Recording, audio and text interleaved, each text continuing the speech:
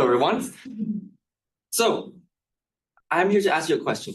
Have you ever wanted to learn a new skill? Maybe guitar, table tennis, painting, but never really have time to do them? Maybe too busy with work, too busy with family. Well, I'll be talking about something that could help you to learn something a little bit faster. Today, I'm going to be talking about how congruent action observation and motor imagery can actually enhance your motor skill learning. I study that through facilitating corticospinal excitability, and I'll explain what that is. And I use transcranial magnetic stimulation, TMS. So I'll start with, what is motor skill learning? Motor skill learning is to acquire or improve motor movements that help you facilitate a task. And that's done through multiple practice. The problem with that is that it takes a lot of time for you to learn any specific skill. It takes both the physical and the mental to get going together. So what happens when you get tired? When you get physically tired, you can't practice the mental. Or can you? Introducing the motor simulation theory. What that suggests is that mental simulation through action observation and motor imagery, or watching an action or imagining one, actually facilitates motor skill learning. A very famous experiment by Rios et al. In 1997 ran an experiment on participants, asking them to do three things, into three groups. The first group practiced shooting a free throw physically. Second group imagined themselves shooting free throw, and the final group did crossword. What they found is that the group that actually imagined themselves shooting free throw improved just as much as the group that physically practiced. Physically practice is PPG, and the imagination group is SMPG. The improvement is just as much as each other. So how can a researcher further study this phenomenon? By looking at corticospinal excitability. Now, CSE is how easy it is for the brain to get the muscle to contract, how easy it is for you to move your muscle. The more facilitated CSE is, the easier it is for you to move your muscle and easier for you to learn. So, how can we study this? First, we need to understand congruency. For example, I'm right-handed.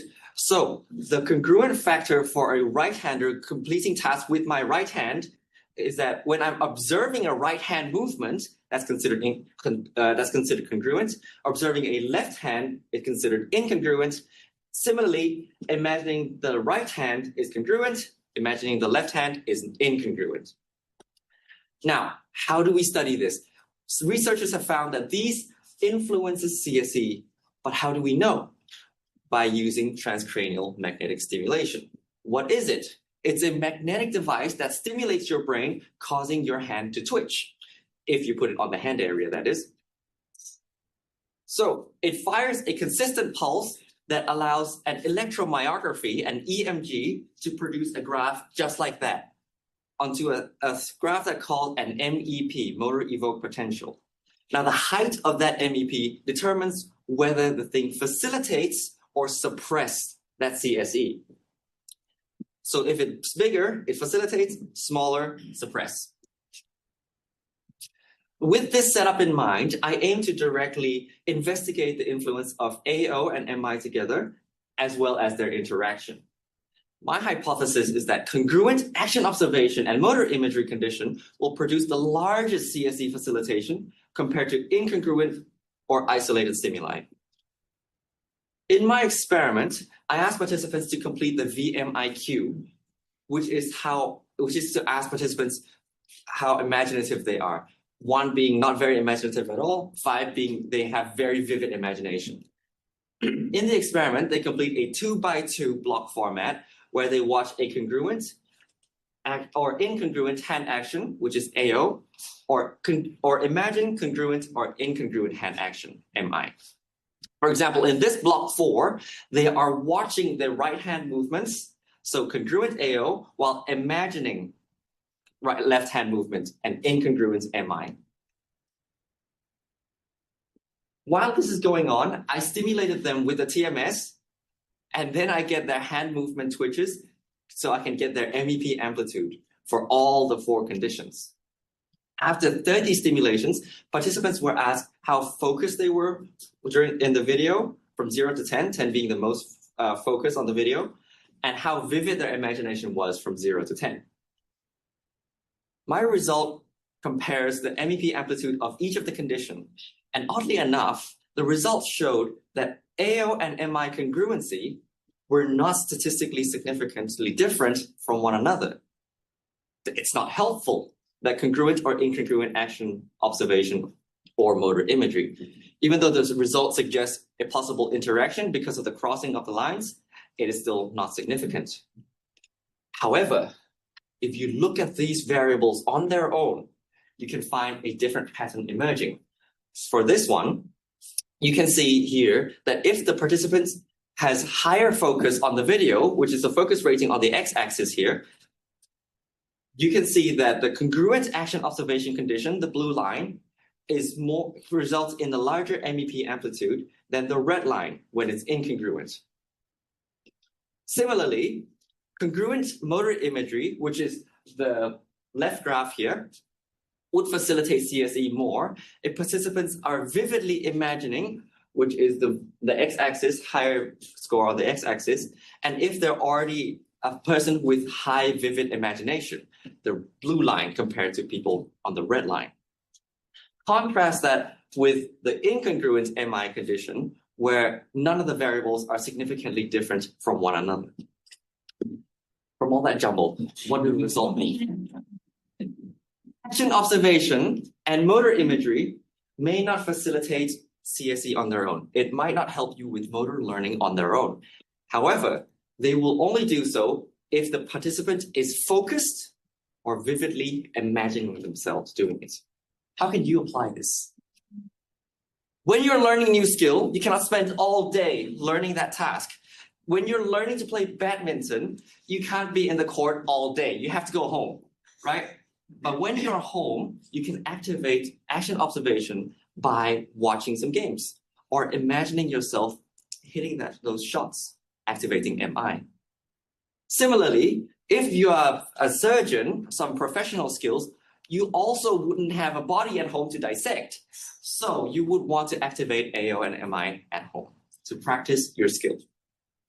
Furthermore, action observation and motor imagery can benefit those recovering from stroke because those people tend to have issues with motor movement and motor control.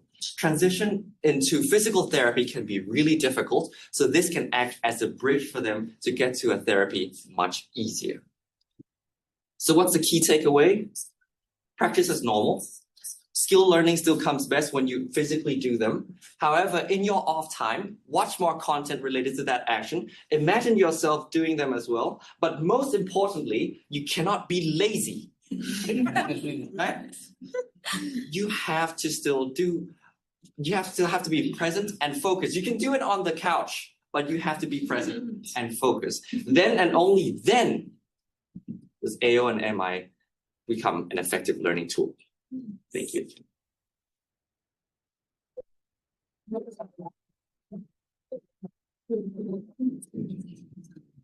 Questions? I have a comment. Yes. To say, I used to be a figure skater. Oh. And obviously we could not be in the rink, as you said, yeah. a long time. And my coach, my brother, when we were outside, obviously, he said, focus, think in your head, everything that you have to do for a jump, for example, for a spin, for example. Yep.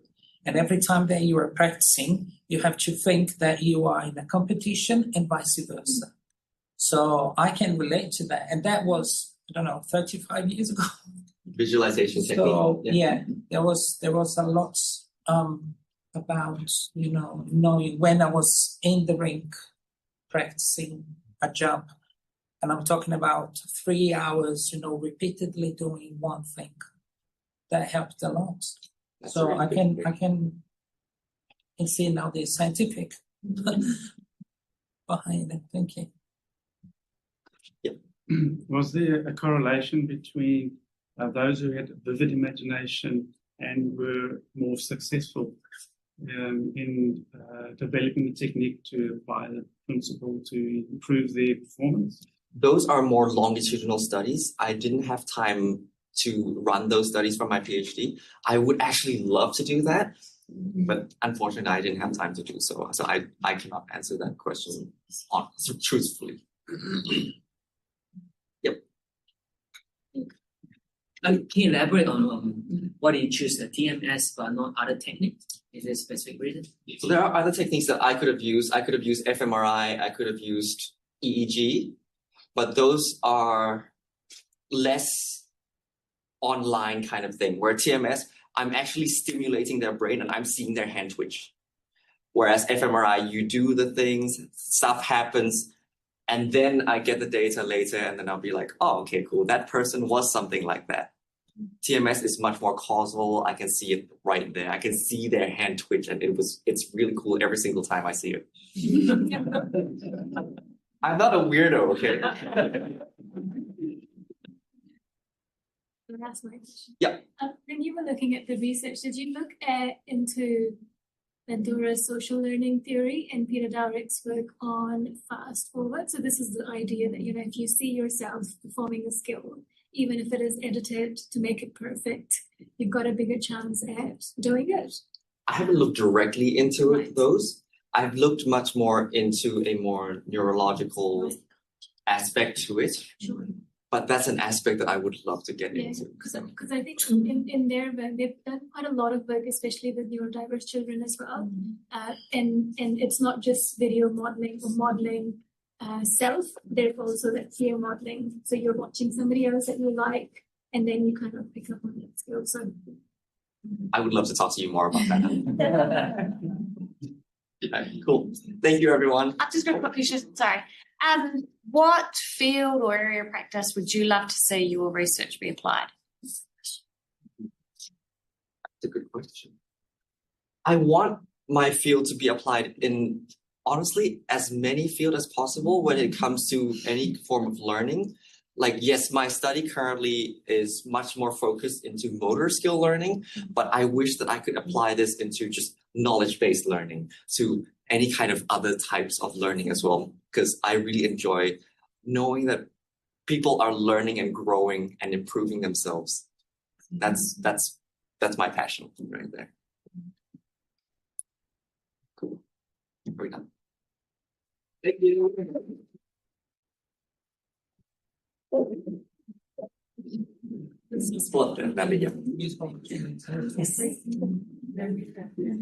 And that's us, team. Nice work.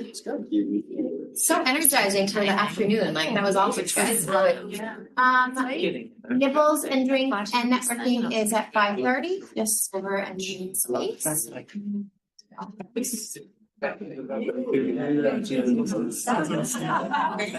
You're ready to pass over. I